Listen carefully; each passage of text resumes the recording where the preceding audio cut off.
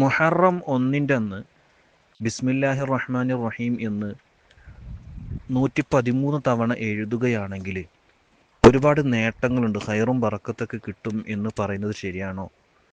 അത് കിതാബിലുള്ളത് തന്നെയാണോ എന്നാണ് സഹോദരി ചോദിച്ചിട്ടുള്ളത്. തീർച്ചയായും അത് പ്രതിഫലം ലഭിക്കുന്ന കാര്യം തന്നെയാണ്.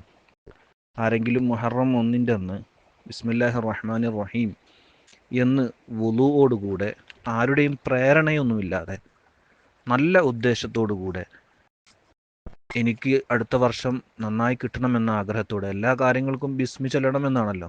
അപ്പോൾ വർഷത്തിൻ്റെ ആരംഭത്തിൽ തന്നെ 113 തവണ ബിസ്മി ചൊല്ലിക്കൊണ്ട് എഴുതുകയാണെങ്കിൽ, ഖിബിലക്ക് മുന്നിട്ട് വുളുവോടുകൂടെ എഴുതി അത് സൂക്ഷിച്ചു വെക്കുകയാണെങ്കിൽ, ഷോക്കേസിലോ മറ്റൊക്കെ സൂക്ഷിച്ചു വെക്കുകയാണെങ്കിൽ ഒരുപാട് ഖൈറാത്തുണ്ട്.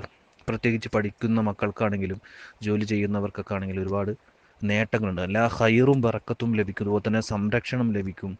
കണ്ണേറ്, സിഹർ തുടങ്ങിയ എല്ലാവിധ ഇടങ്ങേറുകളിൽ നിന്നൊക്കെ ആ വർഷം രക്ഷപ്പെടും എന്നൊക്കെ നിഹായത്തുൽ അമൽ 2/382-ലും കൻസുൻ നജാഹിദ് 76-ലും മുജറബാത്തിനും അതുപോലെ തന്നെ ഷർവാനി 1/276-ലെല്ലാം രേഖപ്പെടുത്തി വെച്ചിട്ടുണ്ട്. പക്ഷേ ആ എഴുതുന്ന സമയത്ത് അക്ഷരങ്ങളായിട്ടാണ് എഴുതേണ്ടത്. അതായത് ബിസ്മില്ലാഹിർ റഹ്മാനിർ റഹീം എന്നിങ്ങനെ ഹർക്കത്തിട്ടുകൊണ്ട് ഒറ്റ കൂട്ടക്ഷരത്തിലായിട്ടല്ല എഴുതേണ്ടത്. ബാ, സീന്, മീ അങ്ങനെ ഓരോ ഹർക്കത്തും ഒന്നും ഇല്ലാതെ ഓരോ അക്ഷരങ്ങളായിട്ടാണ് എഴുതേണ്ടത്, ചിത്രത്തിൽ കാണുന്നത് പോലെ.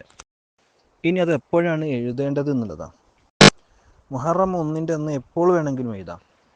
മുഹറം 1 പറയുമ്പോൾ 29-ന് മാസം കണ്ട്, ഇന്നിപ്പോൾ രാത്രി മാസം കണ്ട് മുഹറം ഇന്ന് രാത്രി ആരംഭിക്കുകയാണെങ്കിൽ ഇന്നു മുതൽ നാളെ അസ്തമിക്കുന്നതിന് ഇടക്കായിട്ട് ആണ് ഇത് എഴുതി തീർക്കേണ്ടത്.